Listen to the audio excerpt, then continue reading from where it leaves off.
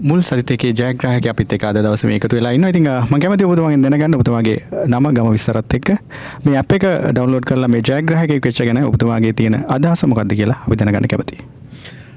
මම තනුෂි ගමගේ මම පදිංචිය පෙරදිනේ මම අනපේක්ෂිත විදිහට අද iPhone එකක් ජයග්‍රහණය කරලා තියෙනවා මේ BOC Flex app එක නිසා. කලින් මම BOC එකේ B app එක තමයි use කරේ. ඒ B app එකට වැඩිය ගොඩක් පහසුකම් සලසා දීලා තියෙනවා මේ Flex app එක හරහා.